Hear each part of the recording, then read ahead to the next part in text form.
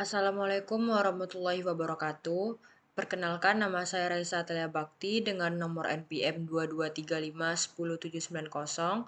Saya berasal dari kelas 5F. Di sini saya akan mempresentasikan hasil dari rangkuman video tugas 3 dasar pemrograman mobile yang telah saya tonton.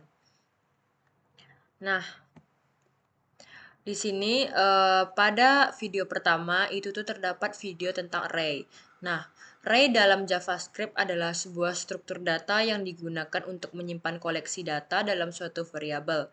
Nah, array sebagai sebuah kotak yang dapat menampung banyak bola. Ini contohnya, setiap bola memiliki nomor urut indeks yang unik, sehingga kita dapat mengakses bola tertentu dengan mudah. Nah, pada video tersebut juga dijelaskan ada dua cara untuk membuat array. Yang pertama itu menggunakan notasi literal array, yaitu contohnya var array. Dan yang kedua menggunakan konstruktor array, yaitu contohnya var array sama dengan new array 1, 2, 3. Nah, di video yang tadi juga membahas beberapa metode array yang berguna seperti push, pop, shift, unshift, splice, slice, index of, last index of, includes, join, reverse, dan juga short. Nah, di sini juga kita dapat menambahkan, menghapus, memodifikasi nilai-nilai di dalam array tersebut. Nah, selanjutnya pada slide kedua ialah poin penting yang ada pada video tersebut tentang array, yaitu ialah struktur data yang dapat menampung banyak nilai. Nilai-nilai dalam array dapat berupa angka, string, objek, atau bahkan array lainnya. Kita dapat membuat array menggunakan notasi literal array atau konstruktor array. Kita dapat menambahkan, menghapus, dan memodifikasi nilai-nilai dalam array. Kita dapat mengakses nilai-nilai dalam array menggunakan indeks. Ada juga beberapa metode array yang berguna yang seperti saya sebutkan pada slide sebelumnya. Dan juga array multidimensi adalah array yang berisi array lainnya. Nah, di sini ada dua cara umum untuk membuat array dalam JavaScript. Yang pertama ada literal array, yaitu JavaScript let me array ini contohnya, yaitu 1, 2, hello, dan true. Dalam contoh ini kita membuat sebuah array yang berisi angka 1, 2, string hello, dan boolean true. Nah, yang kedua ada tadi konstruktor array, seperti slide pertama tadi, yaitu ada JavaScript let my array 5 membuat array dengan 5 elemen kosong. Nah, selanjutnya saya akan beralih pada video kedua, yaitu function. Nah, apa itu function? Function atau fungsi adalah sebuah blok kode yang dirancang untuk melakukan tugas tertentu. Ketika kita ingin menjalankan tugas tersebut, kita cukup memanggil fungsi itu, dan sebuah kode di dalam fungsi akan dijalankan. Nah, kenapa sih kita harus menggunakan function? Apa itu gunanya function? Kenapa itu penting? Di sini ada 3 poin yang telah saya rangkum, yaitu ada modularitas, yaitu membagi kode menjadi fungsi-fungsi kecil, membuat kode lebih terorganisir dan mudah dipahami. Yang kedua ada reusabilitas, yaitu fungsi dapat digunakan berulang kali dalam program yang sama atau bahkan di program yang berbeda, sehingga kita tidak perlu menulis kode yang sama untuk berulang kali. Yang ketiga ada abstraksi, yaitu fungsi memungkinkan kita menyembunyikan detail implementasi dan hanya fokus pada apa fungsi yang dilakukan. Nah, di sini pada video tersebut dimulai dengan menjelaskan cara membuat fungsi. Nah, di video tersebut ada 3 cara untuk membuat function, yaitu menggunakan notasi fungsi, contohnya seperti function add a b return a plus b.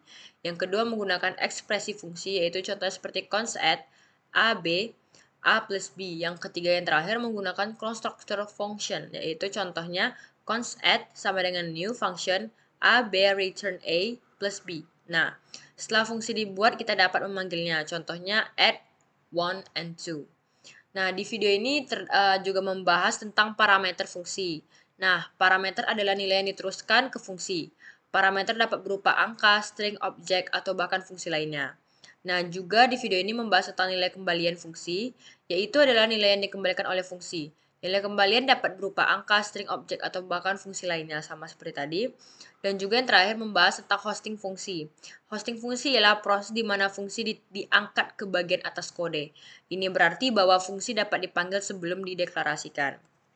Selanjutnya saya akan beralih pada video looping 1 dan looping 2. Nah, apa itu looping? Looping dalam pemrograman adalah sebuah konsep di mana sekumpulan instruksi atau kode dijalankan secara berulang-ulang hingga kondisi tertentu terpenuhi. Ini seperti mengulang sebuah tugas berulang kali sampai tugas tersebut selesai atau sampai kita mencapai tujuan tertentu. Nah, pada video tersebut ada 3 cara untuk membuat variabel. Variabel pada looping yaitu menggunakan kunci var, menggunakan kunci let, dan menggunakan kunci cons. Nah, di sini ada contohnya. Setelah variabel dibuat, kita dapat menggunakannya untuk menyimpan data. Contohnya X sama dengan 20. Berarti kita telah menyimpan data X itu sama dengan 20. Berikut adalah poin penting yang dibahas dalam video. Yang pertama ialah variabel adalah tempat untuk menyimpan data. Yang kedua, data dapat berupa angka, string, objek, atau bahkan fungsi. Yang ketiga, ada 3 cara untuk membuat variabel menggunakan kunci var, kunci let, dan juga kunci cons. Nah, seperti yang di atas ini. Yang keempat, setelah variabel dibuat, kita dapat menggunakannya untuk menyimpan data. Seperti contoh X sama dengan 20 tadi. Nah, lalu ada yang kelima, ada beberapa tipe data variabel dalam JavaScript seperti angka, string, objek, dan fungsi. Dan yang terakhir ada 3 lingkup variabel yaitu global, lokal, dan juga block. Nah, selanjutnya ada beberapa tipe data variabel dalam JavaScript seperti angka, string, objek, dan fungsi. Video ini juga membahas tentang lingkup variabel yang telah kita rangkum tadi, adalah di mana area variabel dapat diakses. Ada 3 variabel tadi ya, seperti global, lokal, dan juga block. Nah, mengapa looping itu penting? Di sini ada 3 poin dasar yang mengatasnamakan kenapa looping itu penting. Yang pertama ada efisiensi, yaitu mengurangi penulisan kode berulang-ulang. Bayangkan jika kita mencetak angka 1 sampai 100 tanpa looping, kita harus menuliskan perintah print sebanyak 1 kali. Ini contohnya. Dengan looping kita hanya perlu menuliskan perintah print sekali lalu mengulanginya menggunakan struktur looping. Yang kedua ada otomatisasi, yaitu tugas repetitif dapat diotomatisasi dengan menggunakan looping. Contohnya seperti memproses data dalam jumlah besar, mengulangi perhitungan atau membuat pola tertentu. Yang terakhir ialah pengambilan keputusan.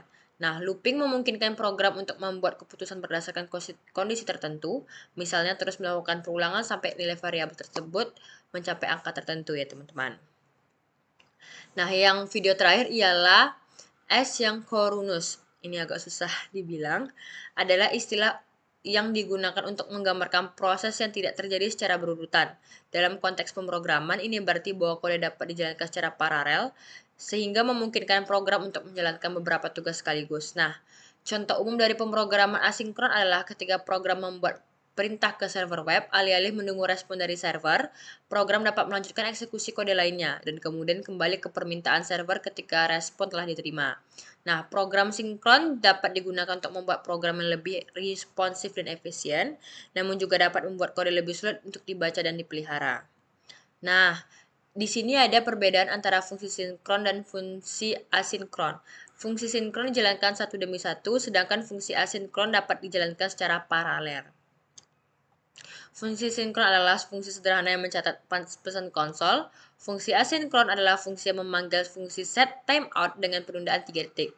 Nah, pada video tersebut juga membahas tentang penggunaan promise dan dalam pemrograman asinkron. Promise adalah objek yang mewakili hasil dari operasi asinkron.